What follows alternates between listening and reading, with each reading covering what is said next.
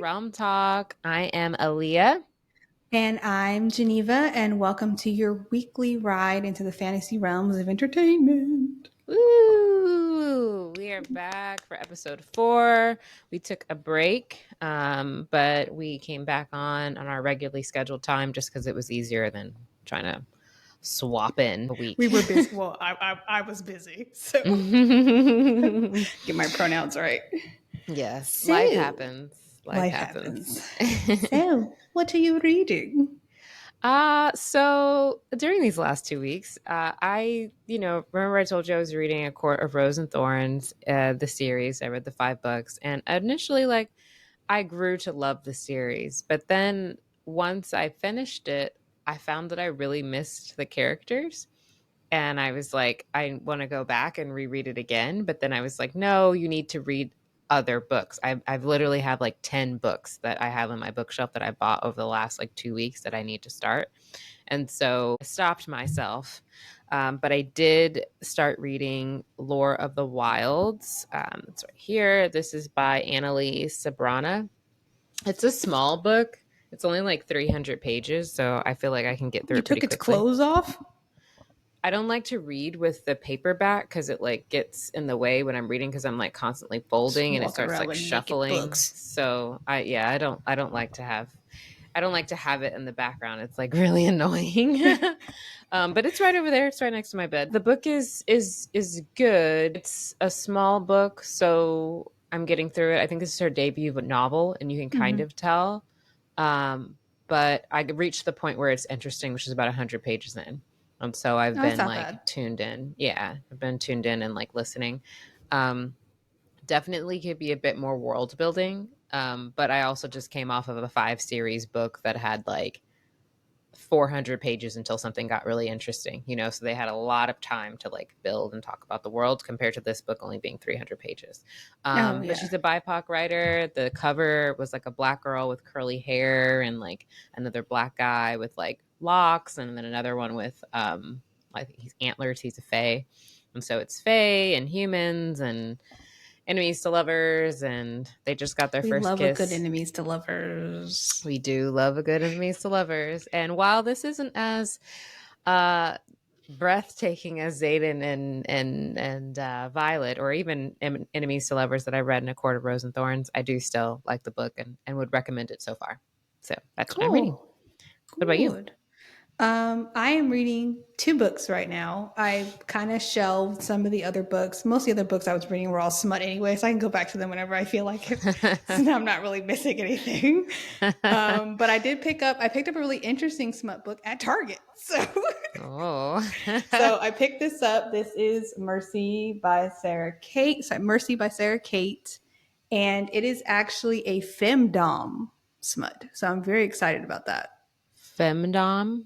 Can Yeah, like you? female dominatrix, like a dominatrix kind of thing. Oh, okay. So in the BDSM world, there's another word for them. They're called femdoms, and the dom is Okay. DOMME, like in French. Ah, okay. So yeah, yeah. Okay. So she starts off as super vanilla. She doesn't think she has a kink, and then she realizes that she likes dominating men. So do your thing, girl. Do Women your get paid for thing. that. So Wow. Okay. At Target. at Target, no less. My husband was really surprised. He was like, "They had that at Target." I was like, "Yeah, they had a whole I bunch of mean, them." book talk is taking over the world, and if anyone just dips a toe into book talk world, you will quickly get into the spicy reading phase of book talk. So we girls like to read our romance and our smut. I like this Well, you spice. like to read the smut. I I like do. romance. I actually started reading Haunting Adeline as well because Oh, did you? it started popping up on my For You page, and and people kept talking about the mirror scenes. I was like, it was already on my iPad. I was like, I'm just going to the scene. So I read the scene, and I was like, I need to read the rest of this book. You cheat. I cheated. I couldn't help it. It kept like every other video. It was just the mirror scene, and I was like, That's so funny. universe is telling me something. So, Yeah, definitely telling you something. and the Well, other book I'm reading that I mentioned last week, I finally got the hard copy of it, Daughter of the oh Moon Goddess yay. by Su Lin Tan. Yay. I'm enjoying it. It's I've always loved mythology from any culture, so it's based in Chinese mythology, and I'm Mm, not too well versed in Chinese mythology because in mhm. school they mainly focus on Western mythology, Norse and Greek and Roman, and Greek. that's pretty much Yeah. all we learned. Because yeah, so it's really exciting to see and get like exposed to something that I'm not used to being exposed to. Mhm. The story is good so far. You really connect with the FMC really well, Mhm. and like I feel her emotions. I have like secondhand embarrassment when things happen to her. I'm like, I gotta Mm. close the book, like stuff like Ah, that. And like I just got to the part where she meets the love interest for the first time. nice. So, and they have like a little banter going back and forth and whatnot. Mm. So I'm at that part and I'm really excited to keep reading more. It's got great reviews, although you can't always trust reviews, but No. I'm so far, I'm really enjoying the book. There was another book that I was reading, Invoking the Blood. I think that was on the list. Might have been. I haven't looked I at the think it list was in on a the while. list. I started reading it, but I'm gonna DNF it. Oh no. Yeah, I'm gonna DNF it because it seems interesting. And I know it's be a dumb reason for me to DNF it, but I can't do it. Like the main character and her sister be like, "Hey, hooker," and that drives me freaking insane. I Oh, can't. yeah. I We all have can't. our little kinks and things that we like and don't like, so I I can't do respect it. it. And like I tried, and then like I finally got to like the main male character and describing the world and names of things. It just seemed like nonsense words to me. Mm. Like I get that they probably made up a language for this Mhm. world, but it just seemed like nonsense words, and I was like, I can't do this. And Mm. I'm like, I'm so glad I didn't Yeah. buy this book. So it's Ah, on my iPad for Kindle Unlimited. So I'm just like, oh, got it. Yeah. Yeah, we have a lot of books on there. I actually I didn't want to cut you off, but I actually did purchase Daughter of the Moon Goddess this weekend when I went to Barnes and Noble. I purchased like 3 different books. I'm just collecting so many books, and that's why I was like, I've got to stop like rereading a court. I can't reread five you more can't books. you can't I got reread your books. How many times have you reread the Empyrean series already? four times. Yeah. That could have been time spent reading more books, ma'am. Look, Zayden deserves all 4 of those times. Um, I haven't found a book husband like him, so but yeah, I will eventually reread A Court of Rose and Thorns because now that I actually like the series, I feel like when I go back, I'll like really start to enjoy the characters and like really get into it. But for the time being, I'm pushing myself to read more books. So Where to did keep you us go? on track with time, um, what are you watching, sister? Um, I actually watched the Quiet on Set documentary Oh, recently, me too.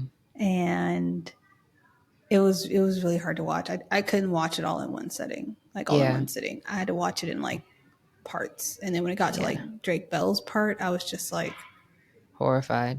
horrified. Yeah, yeah. But fantasy wise, I'm still trying to figure out like a good time to start rewatching House of the Dragon season one Mm-hmm. so that I can kind of just slide right into season two. Right, yeah. I'm probably going to start watching it next month though, like maybe mid next month. Yeah, I'll probably start since it comes out in June. I'll probably start it in probably May, just to get myself hyped up. But yeah, to your point of like what I'm watching, I also watched Quiet on the Set a couple days ago. You know, we wanted to be on all that. I think every kid our age wanted to be on all I that. wanted to be on all So that so bad because yeah, I was funny. yeah, but it would have ruined us. I would have. Um, so yeah, it was really hard to watch that, and I've just been reading mostly, not really watching. But since we were talking about House of Dragon, I think it's the perfect segue into Hot D trailer. Get hype. House of the Dragon. Not hot D. Hot D. think you get a kick out of I that. did. Hot D. Hot D. um, That is hilarious. the trailer came out this week. So exciting. Finally, we got a new trailer. They released two separate trailers, and Team Green and Team Black. I mean, the marketing is just brilliant. So Absolutely good. brilliant. So Whoever good. came up with that idea is just give them a raise. Mm-hmm. They knew what they did, what they needed to do. Because I mean, I guess I'm trying to think of what would be a good reason for somebody to be a green, and the only thing I can think of is sexism. Like, why does Aegon deserve the throne over Rhaenyra? Because he's his first son. Like, he never Like, promised it to him. Like, what's the reason? I what don't see is a the reason. reason? Yeah, I'm Team Black all the way. They could. I don't really care what war crimes they commit this season. I'm still gonna No, be Team Black. And I no. saw like a press release where they were like, Rhaenyra and Daemon are gonna do some things that are gonna make it really, really hard for people not to hate them. And I'm like, I'd like to see you try. I don't think they realize how cynical we are at this point. We I are don't. okay with incest at this point. Yeah, We we don't care. Like, uncles and nieces, like we don't really care. And I felt the exact same way. I just kind of giggled. I was just like, I don't think they realize their I don't think they audience. really. Like, I think they're underestimating us. especially how cynical we are after what happened in Game of Thrones with Daenerys, like burn them all. Like we're in total agreement of that. And so once they killed her son, I don't yeah, like son for son. Yeah, it's time. Yeah. Oh well. I mean, Everybody could die. Like, and we know that everyone dies because by the time Game of Thrones happened, there's only one Targaryen left. So, yeah. like, it's just going to be interesting to see how that happens. So we're both Team Black. What about there was a part in the Green trailer where Aemond is like, I welcome my uncle for a challenge if he dare faces me. Sit your ass down I know. I was like, seriously? Seriously. Like, come on. Like, you That are would be the, walking up to a 6'7" dude, be like, I challenge you to a fight. like, you've been All on this 5 earth feet for of 5 minutes. You haven't been able to do anything. Like, and you've never been in a battle. Literally, you've never, like, fought anything, but you want to challenge Daemon Targaryen, the Daemon me. Targaryen? Please. Please, please. I can't wait for him to get washed up. Anyways, June 16th, get hyped for Hot D. We will be I'll doing never week get by over week that. I'm going to be discussion. calling it Hot D from You've now never heard on. Hot D? On the podcast, they No. call it Hot D. I've never heard of that. I mean, when you look at it, It's Hot yeah, D. that's Hot D. um but yes, we will be doing weekly discussions, and we'll talk more about House of the Dragon as we get closer. But we are so excited. The trailer was amazing. Team Rhaenyra, I bend the knee, all that. I do too. I pledge my allegiance To and all that Rhaenyra, stuff. the House Targaryen. Okay, so that's our intro. Let's dig into why we're here today. We will be discussing Fourth Wing. So, quiet across the realm. We now begin our chapter by chapter discussions of chapter 11 through 15 of Fourth Wing by Rebecca Yaros. This discussion will contain spoilers for Fourth Wing and Iron Flame. All right, chapter 11, if you'll start off with the blurb, please. Of course. It is a grave offense against Malik to keep the belongings of a dead one. They belong in the beyond with the god of death and the departed. In the absence of a proper temple, any fire will do.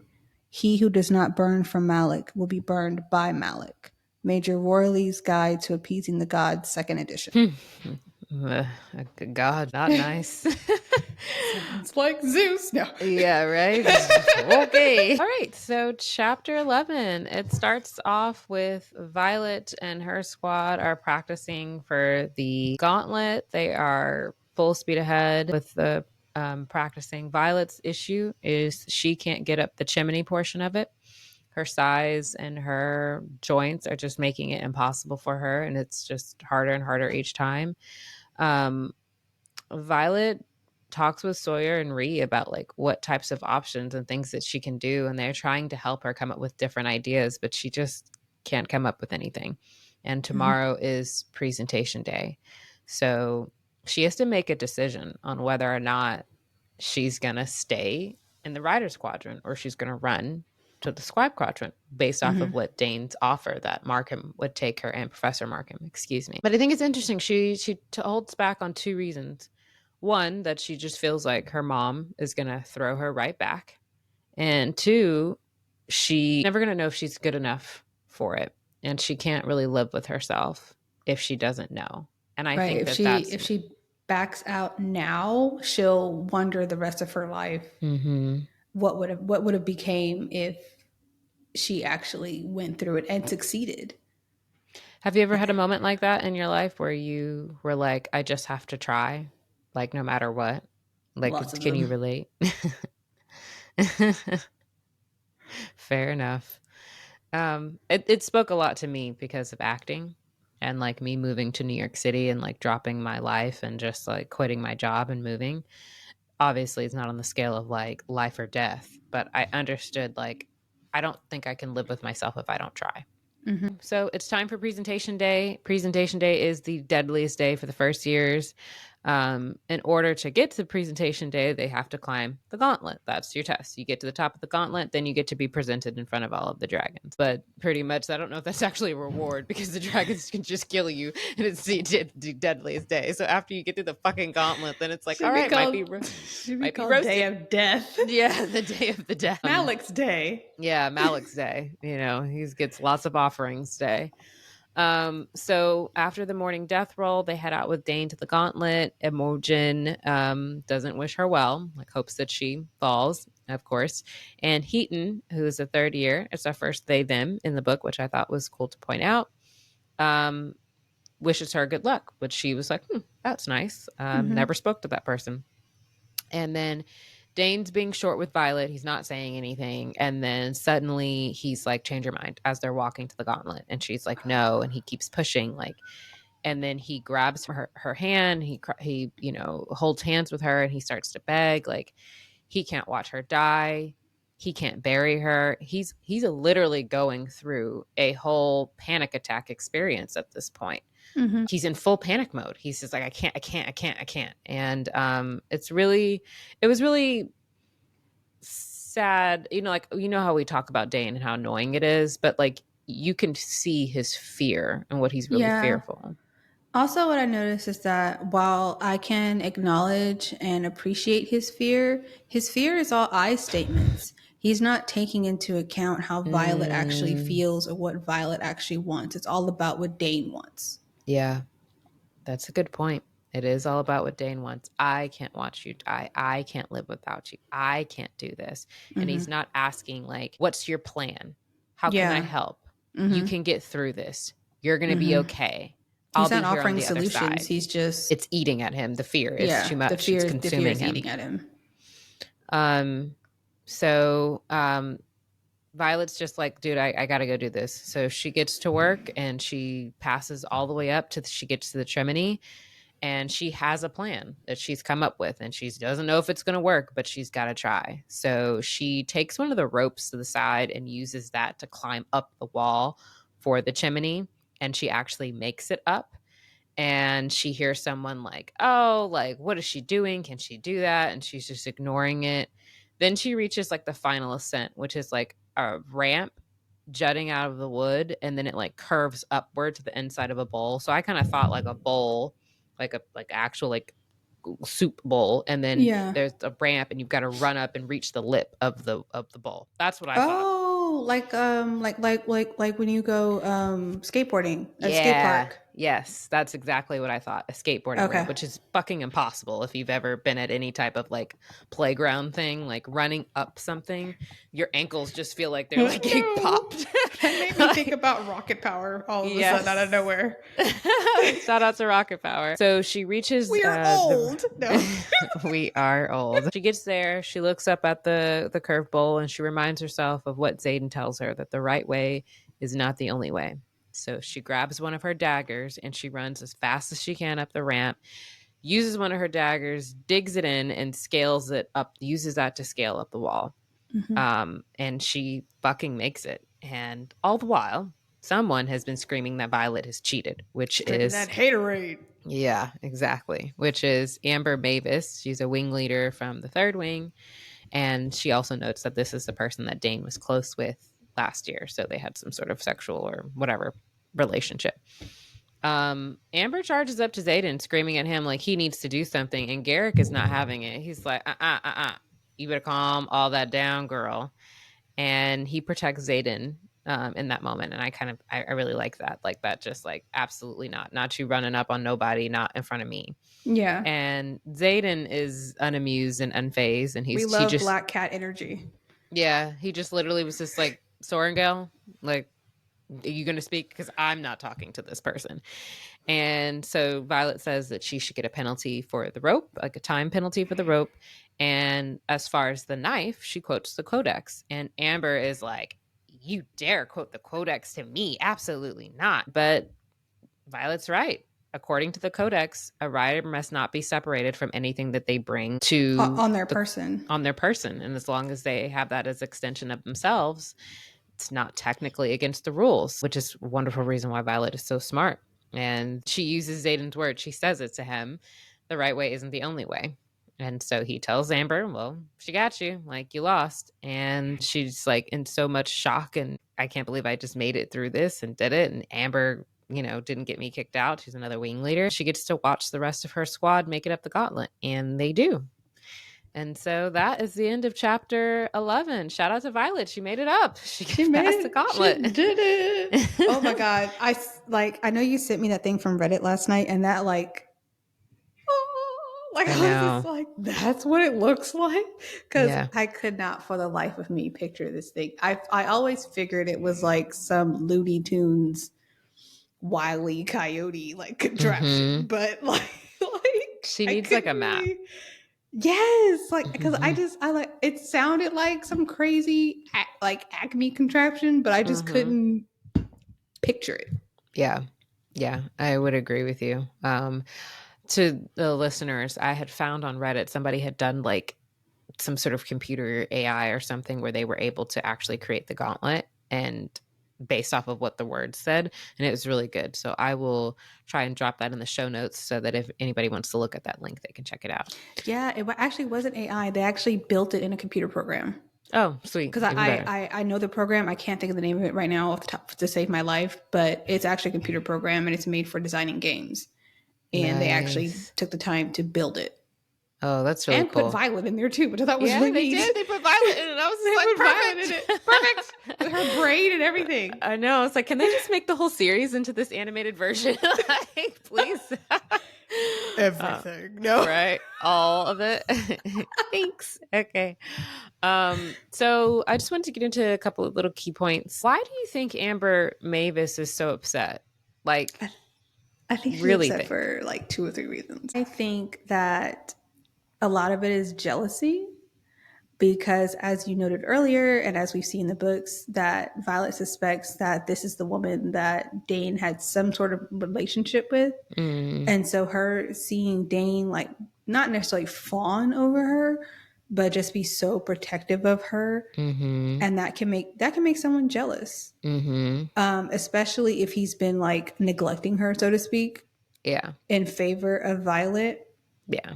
And then I also feel that it's also a little bit like hateration in this dancery going on because as a rule follower, if someone goes instead of from point A to point B and they go, you know what, I'm gonna go point A to point C instead and skip B, they're gonna have Mm-hmm. a problem because she's probably one of those people like, well, I had to suffer this way, so Mm-hmm. everybody else has to suffer just like I did. Mm-hmm.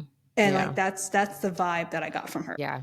I would no further questions, Your Honor. I feel like you said everything there. But yeah, I think the number one reason is probably jealousy. We've talked about it multiple times. She's in Dane's room getting massages. He like freaked out in front of everyone. So if you had any type of relationship with an ex, even if you don't care about them anymore, it's gonna make you feel some type of way if you see someone care about someone so much, maybe in a way that they never cared about you. You know, you're gonna feel It's something. going to sting a little bit. Yeah. And it's gonna come out in ways like this. Yeah, like this. um then we talked about Dane already, but I did want to talk about, I love Garrick. And I just love that, like, you can tell how much of a leader and loyalty that Xaden gets from his friends. It's almost like a brother. Like, Garrick doesn't put up with none of that. Like, it's in front of everyone, and Xaden doesn't even have to speak. He doesn't even, like, look up.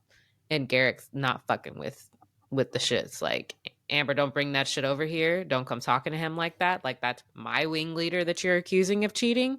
Like, he went into complete like defense mode. And I just love that. I just love friends who are just like really loyal and like, just, I love it because he knows that Xaden would do the same for him. Yeah, and then also on another note, that could be terrifying for Navaran leadership, Mm-hmm. knowing that he has this amount of loyalty from the marked ones. Oh, yeah. Yeah, that's true. You can't even say one bad thing about Zane. You can't say, "Hey, you," and it's like, not my wing leader. That black cat energy. Okay. Okay. So let's move on to chapter 12. If you want to read the blurb, please. Yes, I do. Presentation day is unlike any other. The air is ripe with possibilities and possibly the stench of sulfur from a dragon who has been offended. Never look a red in the eye. Never back down from a green. If you show trepidation to a brown, well, just don't. Colonel Kaori's Field Guide to Dragonkind.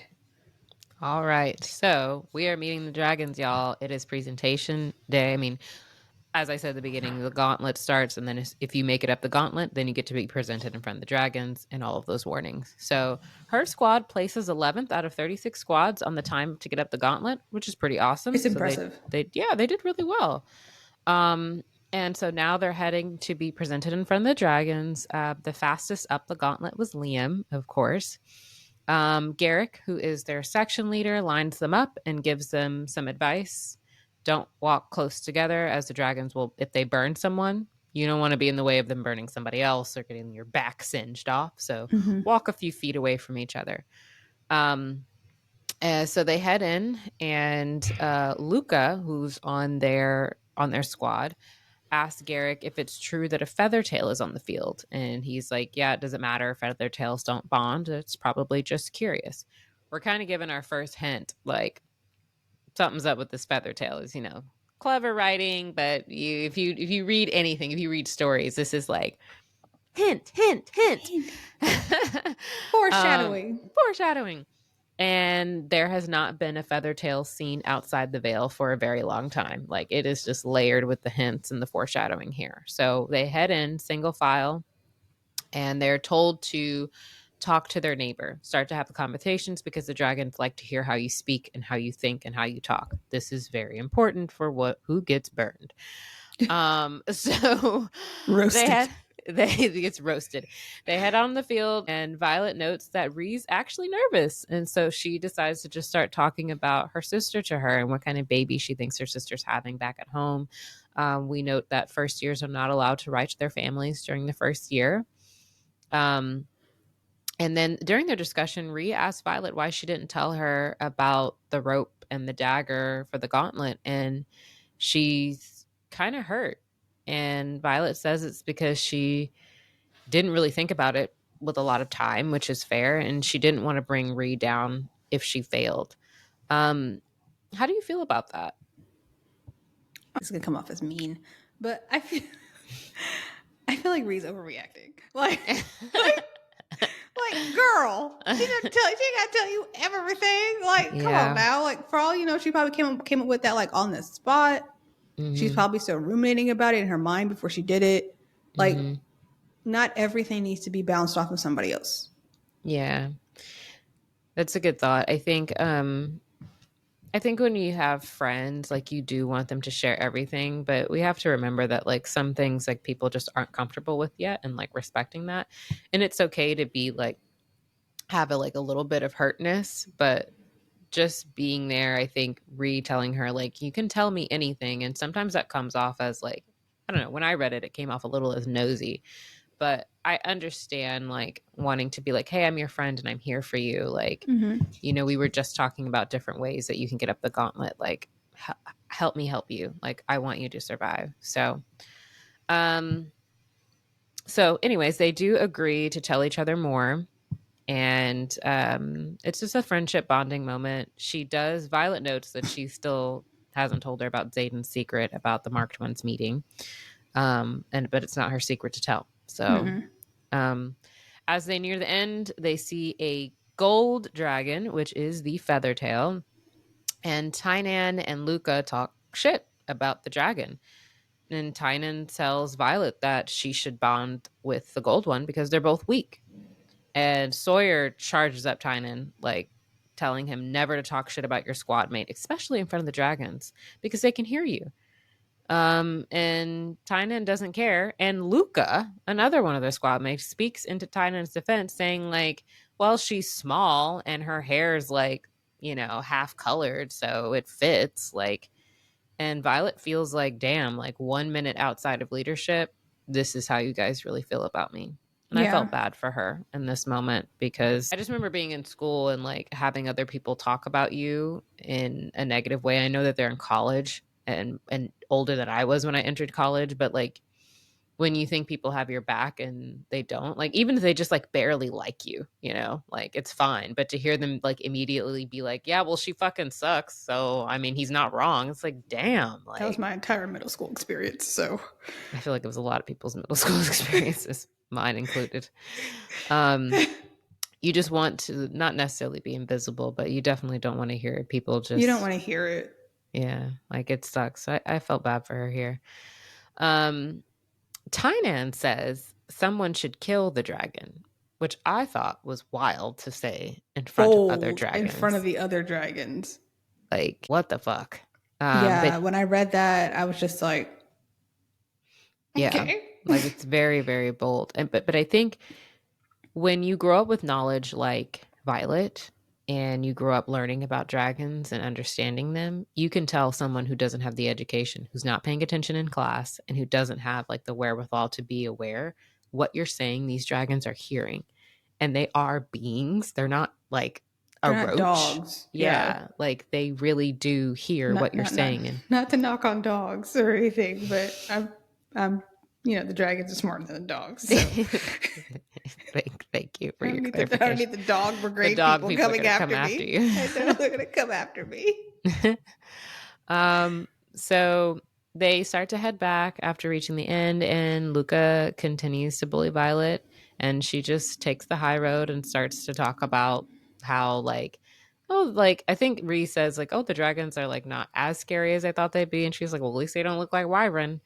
And we learned that a lot of the Navarians don't know about these creatures, or it's just like a myth and a bedtime story. Mm-hmm. And Violet and Ree are just like having a good time, like, oh yeah, they would like come in, like the story was they'd come into the house and snatch you up if you didn't go to sleep, and bedtime stories. And Violet notes that one time she saw her mom come home and they were stationed near the eastern border with bloodshot red eyes. And Violet thought her mom was Venom, and she freaked out. And her family took the book from her and wasn't allowed to read the folklore books to her for months. Um, and I just thought that that was funny, but also a note to make you wonder, like, was she Hmm. actually Venom? Because what would make her eyes bloodshot red? Any interesting. Yes. Um, so Pryor, who's another one of their squad mate up ahead, he's very nervous, and a red dragon steps out of line, and he's just like, "Oh, should we keep going? Should we like walk?" He's like just very Oh yeah, he unsure. was the indecisive one. Yeah, he was a very indecisive one. He did not like being the leader or being in front, and unfortunately, the red dragon roasted Made him. a decision for him. Yeah, he made the decision for him. You don't know where to go? Well, I'll we'll help you. just You're y'all going nowhere. death. Straight to Malik. Yeah, Malik for you. So she burns him and he's dead. Sawyer reminds them we've got to keep going. Luca immediately starts complaining about the smell, and then two dragons approach Violet, and everyone freezes. They sniff her, and she realizes that they're smelling teen. I I can think never I think say it's teen, teen, teen. teen. Her sister Mira's dragon, and that is the armor that her sister gave her. So the dragons seem to be amused. Like they were like she's talking to them and having conversation, and they're flicking Mm-hmm. their nose, and she's noting like approval or okay. She's like really, really paying attention to them and giving them the respect that they deserve. They let her be after she explains, and they're like, okay, smell my friend. Bye. And then Luca starts to talk shit again about Pryor's death. And suddenly there's more roasting behind them. And she is torched as well, which is right behind Riddick. And their squad is now down to 6 first years. They And were that doing is so well. they were doing so well. So we lost 2 people on presentation day. That's the end of chapter 12. So I wanted to talk about 2 things. Uh, just bullies in general. I feel like you can't get away from them, but I just Ever. like, They're and everywhere. even in like real life, you deal with people at work that have those bullying type of tendencies that just can't shut the fuck up, that have to say Mm-hmm. something rude. Like they just have to say something like, what the fuck is wrong with you? Like, oh gosh. So I didn't know I if you have a had any. coworker like that. Yeah. Yeah. We're not going to talk about them on the podcast, but allegedly. No. Allegedly. I also encounter I've also encountered someone like that when my husband and I go out. Sometimes they make like snide comments, and I'm just like, "Oh, poor baby, you can't help your tongue slipping out of your mouth." There's like little things like that, and that usually gets them to be quiet. So that like I'm not stupid. I know you're trying to talk about me. Mm, Like I hear you. well, luckily, I don't really deal with too much of that in my adult life where people messing with me, but I have dealt with some of that in the workplace where people just you can just see them bullying somebody else or just being like rude or just like, making snide comments. Sometimes I wish we had dragons to just roast them alive, but here we I think are. about that every time I watch a K drama, and it's like somebody's getting bullied, like this, like bullied, and I'm like, girl, you know, knock them out. I know. I know. But I know the dynamic is completely different because like all the rich kids get away with everything. So I wanted to talk about why do you think the folklore stuff is just not talked about anywhere because else? it's Why? real. Mm-hmm. Yeah. If you turn something real into a fairy tale, and it's something that's only told to small children, it makes it less real for the population. Yeah. So then that gives the government or the governing body more control. Yeah. Yeah, I would agree. I think it's carefully crafted over 600 years of history for them to Mm-hmm. turn things that were history into folklore, into oh, it's silly, oh, that's ridiculous, that doesn't exist, and blah de blah de blah. Mm-hmm. But all things stem from something. Not Yeah. to get too crazy, but like I always think that like the idea of dragons essentially comes from dinosaurs that we know were here on this earth. So, how far fetched is it to have a dragon that lived during our time on this earth? It Who all knows? it's all stemmed from something, right? We don't know anything, but we do know we have dinosaurs and we have the bones. So, and that seems, We have the unreal. evidence. We have the bones. We have them here, sir. Um, um, okay, so let's move on to chapter 13. All right, I'm Blurb, ready. please. There is nothing quite as humbling or as awe-inspiring as witnessing threshing for those who live through it anyway. Colonel Kayuri's Field Guide to Dragonkind. Me being from Houston, I almost said humble. Gosh. Um, so chapter 13 is pretty short, but it is October 1st. It is threshing day. Threshing day is always on October 1st. So they get ready to head out. It's time. Threshing day is when you get to pick your dragon or your dragon picks Dragon you. picks you. You don't get to pick your dragon. Your dragon picks you, and it decides pretty much the rest of the year for you, which I find is crazy because Sawyer had to like repeat everything. And it's like you have 2 months to decide a dragon, and then you have to go through the rest of the year knowing that you're going to have to repeat this year, which is just crazy. But anywho, so Violet hugs her friends. She says bye to Ree and Riddick and see you on the other side and hope that Mm-hmm. they all get dragons. She notes that she doesn't really feel any pull towards any of the dragons, and she hopes at some point that she eventually will. She sees that JFB is with Orin and Tynan. Tynan was on her squad, and JFB does a little kill motion on his throat, very Such a fucking unoriginal. child. Yeah, like that he's going to kill Violet because once you're out at threshing, it's It's all fair off game. bets. It's fair game. You can kill anyone, they can kill you. You have to watch for dragons and also watch for people that want to kill you. It's Um, literally battle royale with dragons. yeah, yeah, it's exactly that. So she heads out. She knows that she needs to stay away from JFB. She climbs a tree to get a better view, and she can see the golden dragon from far away. However, since she's up in a tree, JFB and company are talking about going to kill the gold dragon because it's weak. And JFB says that it's best and it's good for all the riders to take it out. And Violet is like, oh my God, I need to warn this dragon. And she decides to run to where she saw the dragon and try and beat them to it. She fucking dislocates her ankle by tripping over a branch. But she does make it to the dragon first, and it tells her to run. The dragon's just like, who are you? And she's like, run, run. But it's too late. JFB and company show up, and JFB is super fucking excited to kill them both.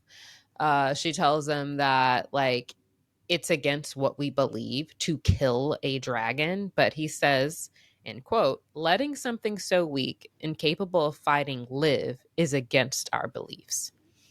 And Violet says that he's going to have to go through her first. JFB, Tynan, Oren, they get their swords ready. And just in that moment, Zayden arrives and a big blue dragon. On a blue Rolls Royce. And a blue rose, a blue baddie, a baddie. So that was a quick chapter, but a good amount of things happened. I wanted you to touch on what you touched on in a couple of episodes ago about JFB and his weakness hating. What the fuck is going on with him? Like he's gonna kill a dragon? I know, right? No, I honestly think that his hatred for weakness is so like set that it Mm-hmm. doesn't matter where the weakness is coming from. He feels he has to eliminate it. Mm-hmm. I don't know if that's like a childhood trauma kind of thing, or Mm-hmm. I mean, we haven't really unpacked that with Yeah. JFB. So, but then for him to go so far as to get a squad together Mm-hmm. on his weakness hating Journey. journey is wild to me. Mm-hmm. It's like he just, hey, you want to join me in killing this dragon? Like, and they agree. And Well, Tynan said that he wanted to kill it yeah, earlier, so he Tynan started did say he off. wanted to kill it earlier, so he was already on board. Yeah. But it's just like I don't really understand what his beef with Violet is exactly, besides her being weak. Because he's Mm-hmm. not a marked one. He doesn't really have a reason to hate her. I think it's But I'm sorry, go ahead. no. I think it's jealousy. You touched on something about Amber Mavis in a way. JFB is nothing. And I don't mean that meanly, but he doesn't come from anything. Violet comes from General Sorengale's daughter. She has a Mm-hmm. name. Mm-hmm. She's been around the king. She's been around pretty much everyone high up. They know who she is. And with a name like that, it comes with like, its own trepidations, but it also comes with some level of respect. And I think JFB really craves to have something like that. And it's annoying to him Which that would someone so explain a lot little. of his actions later on. Yeah. Like it's jealousy. Like think about like, not the most popular kid in your school, but somebody who's like that and they, are well known and the teachers know them and they like them and they have a legacy, her brother, her sister, like he came in saying like, I'm going to be a wing leader. I'm going to do this. He's trying to make He's that name for himself. he's seeking approval. Yeah. Yeah. And I think that Violet reminds him of like what he wants to be. And he's pissed that somebody so weak gets to have And what all of he's the not. advocates. Yeah. And what he's not. So we could talk about JFB for 10 hours. But what do you think the consequences of killing a dragon is? Getting roasted by another dragon. Yeah. Like, I'm like, did y'all not think this through? Like, Maybe if the eaten? dragons find out that y'all are going to kill a dragon, like, y'all don't think that they're gonna fuck some shit up? Like, Yeah. um, and I think that they're so childish. They don't pay attention enough in class. They're so low on the totem pole of like education when it comes to Navarians in general that they're not thinking of the broader picture of what this actually means. And they think, I have to be strong for a dragon. If I kill another dragon, that means that I'm the ultimate, that I'm the strongest, that I can kill something. Like they think strength means murder. And if you're Yeah. taught that in a war college, it's not too far off Yeah, from. it's really not. And then you also have to think about the possible consequences from dragon kind. Would they decide to not bond with humans anymore, even though they do need humans? Yeah. Would there be like a whole conference or something about what are we going to do about this? How are we going to move Um, forward? I think it's also note to this is to me is a big foreshadowing moment as well for JFB wanting to kill a dragon for what happens in Iron Flame with Mm-hmm. JFB and Mm-hmm. Bade.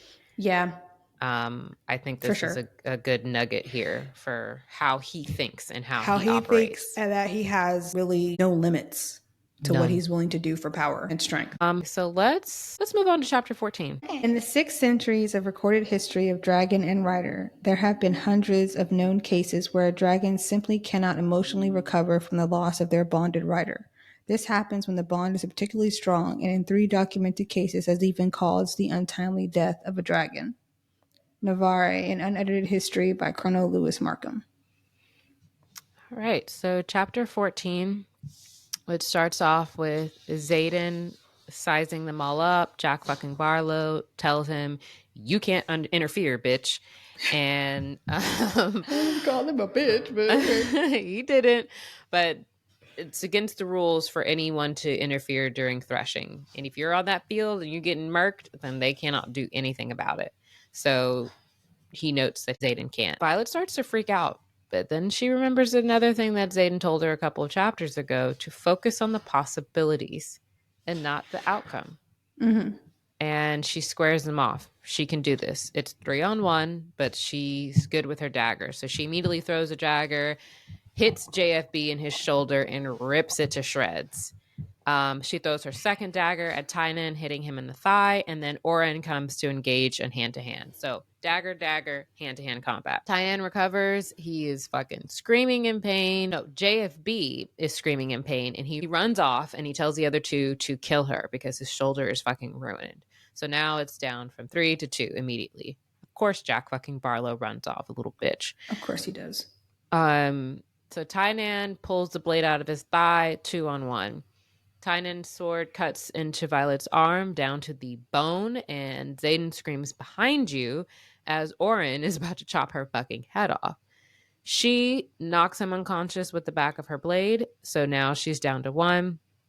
Tynan shouts to Zayden that he can't interfere, and Zayden says, yeah, but I can narrate. And her and Tynan square off. She flicks her dagger again at him, but it's slick with the blood that's been running down her arm, and she's just running out. Like, just reading this, I'm fucking exhausted. Violet notes, like, her arm is messed up, her leg, and Tynan is ready to fucking kill her. And in that moment, she notes that Zayden moves. He steps forward, like he's getting ready to help her, like against the rules. But just as he takes that step, one step, a massive fucking dragon lands behind Violet.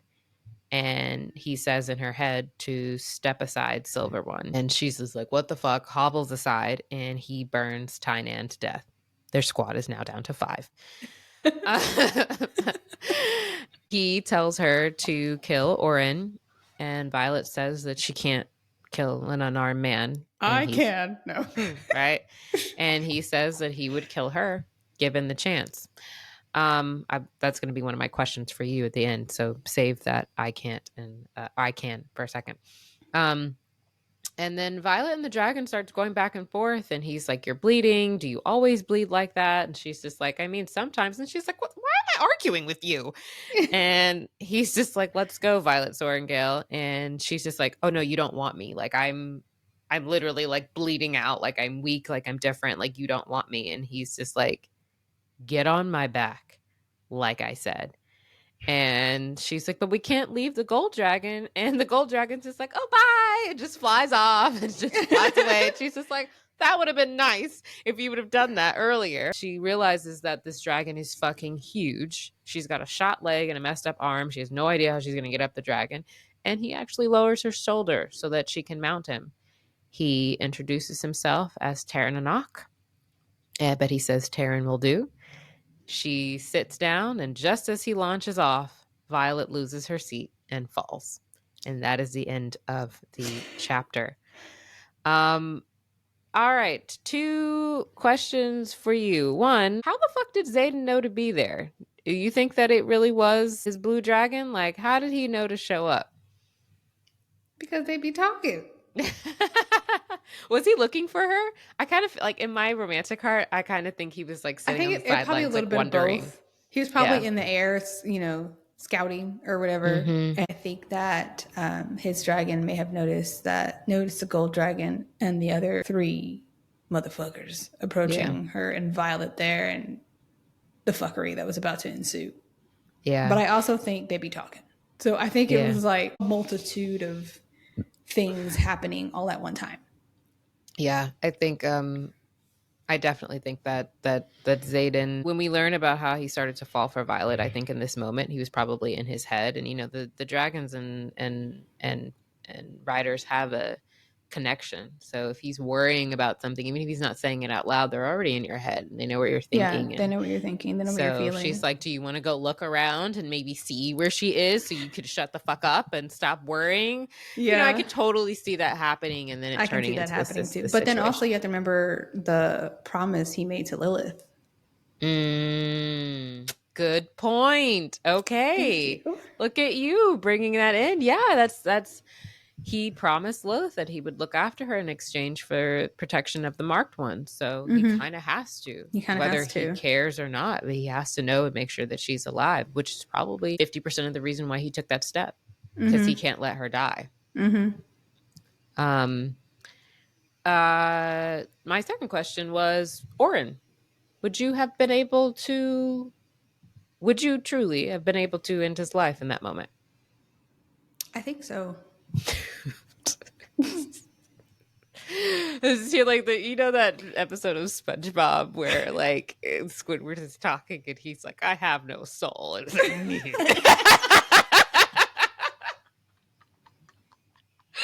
as soon as you said that, that's what I thought of.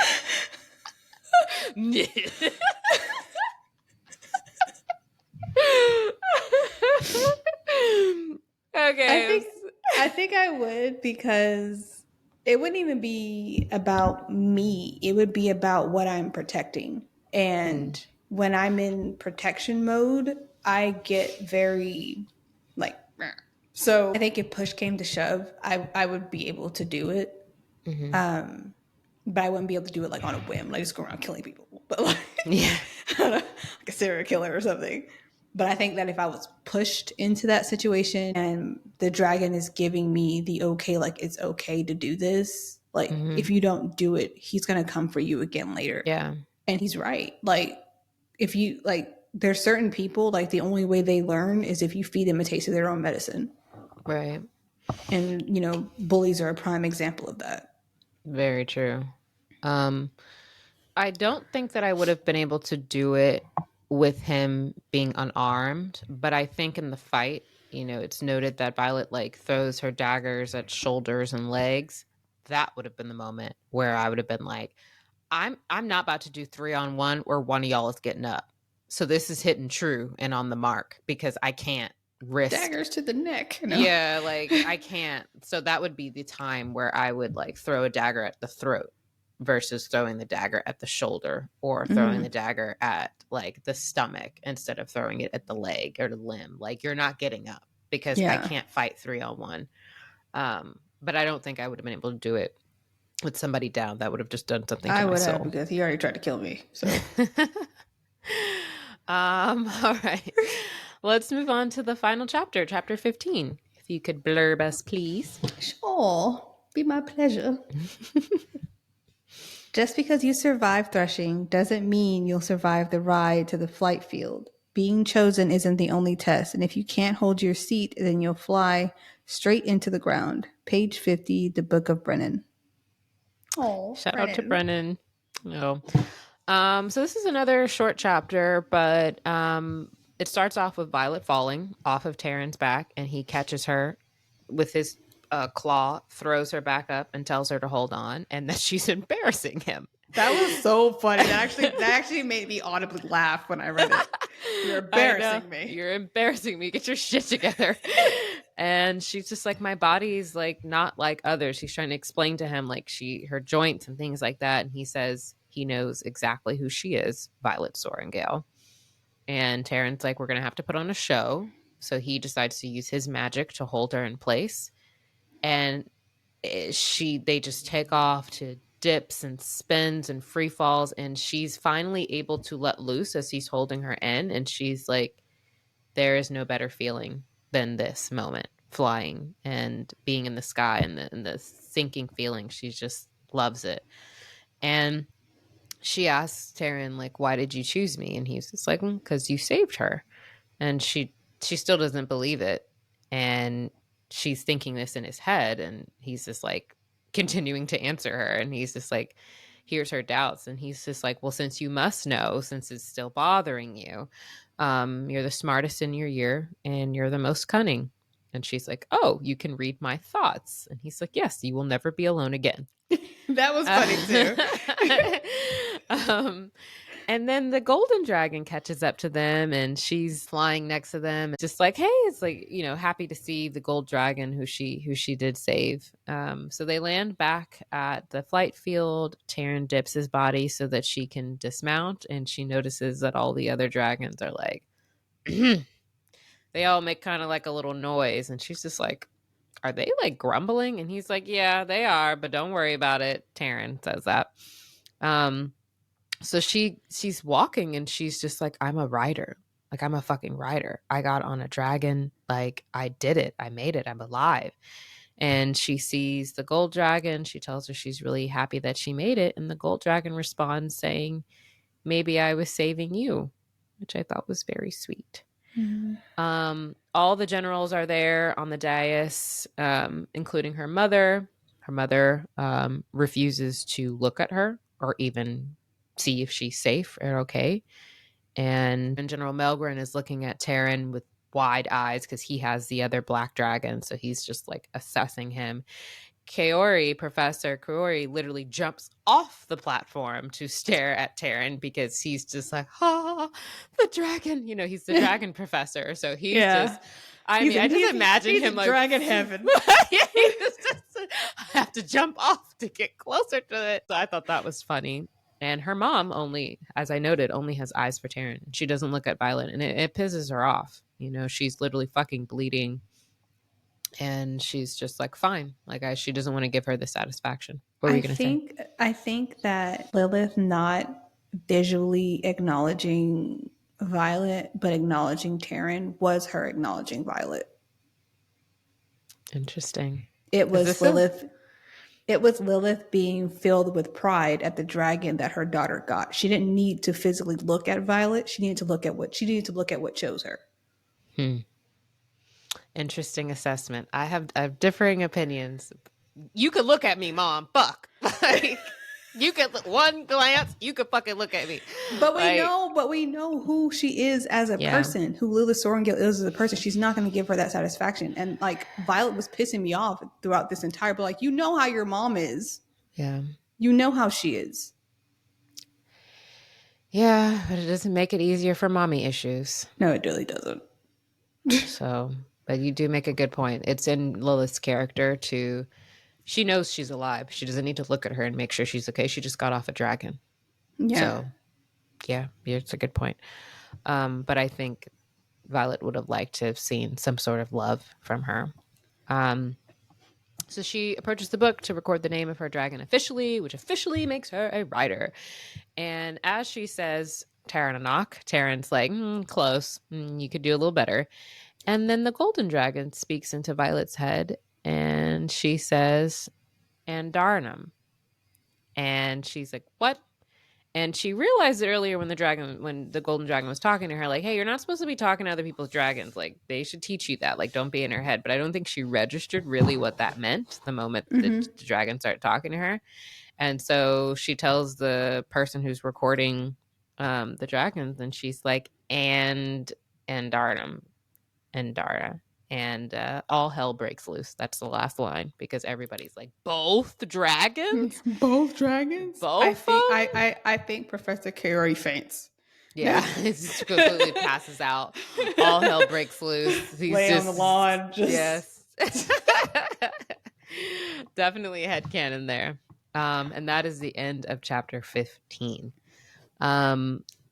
So we talked about Lilith already and why she won't look at Violet, but I wanted to give some Taryn appreciation. I freaking love Taryn. He's so I know. funny. He is so funny. He's like the cool grandpa uncle kind of thing. Yeah, he's got like that. Yeah, like the cool great uncle, like that's, got wisdom. And I love that he validates Violet. I like that he, tells her, like, stop, like, he gives her confidence. And I really like that because she's doubting her. She's like, oh, you don't want me? Like, are you sure you want me? Like, why did you pick me? Like, He why? was like, "You telling a dragon what to do?" Yeah. It's like, tell me more about why dragons like people. She was like, well, you're Yeah. supposed to like value strength. And he's like, Tell me anything more about else? what dragons value. Yeah. 150 years on you, bruh.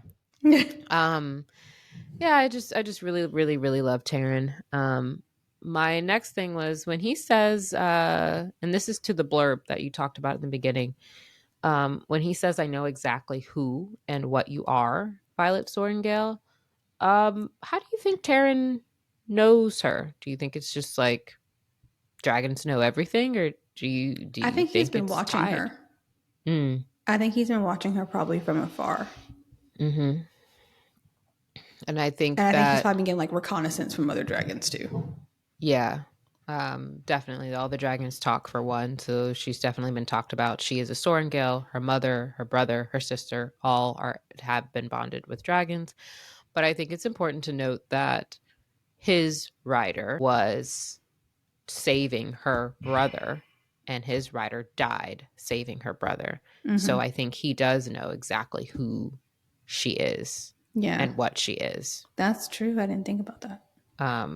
So, it might be a sore spot for Taryn, to your point of what you read the blurb in the beginning about how hard it is for dragons to get over the death of their riders. So, it might be a hard spot for him to be around the person who killed his rider, essentially. Well, didn't kill his rider, but caused the death of his rider. Yeah. All right, shall we wrap up? Let's wrap it up. All right, sister. Who is your character of the week? Zayden. Why? Zayden.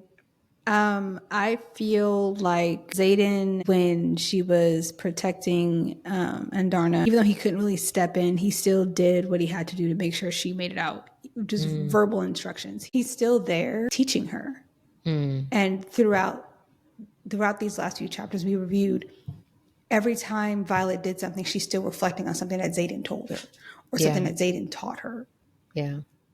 And like, even though we didn't really like get much of Zayden in these chapters, we still did through Yeah. Violet. Yeah. That's good. Piggybacking right off of you.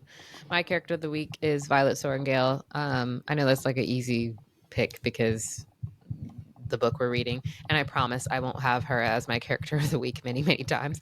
But I love these chapters for her. You just see her growth from the gauntlet and from last week's episode where we talked about her doubting herself and her making it through the gauntlet based off of her own like sheer will and grit. And her getting to presentation day and being smart enough to talk to the dragons and getting her own dragon and fighting 3-on-1. Like, it's just a really beautiful mesh of like inner strength. And I think that I just love that. I just love like this journey for her in these last couple chapters. What is your line of the week? The right way isn't the only way. Love. Daddy I X. like this line a lot because not only because it saved Violet a lot, but also because it's something that I relate to in my own personal life because I never seem to do things the right way. So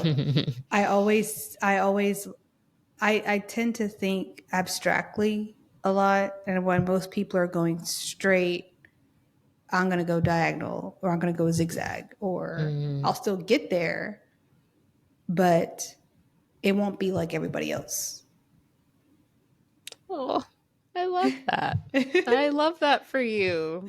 I love books. I love words and writing. Like, they're just really nice.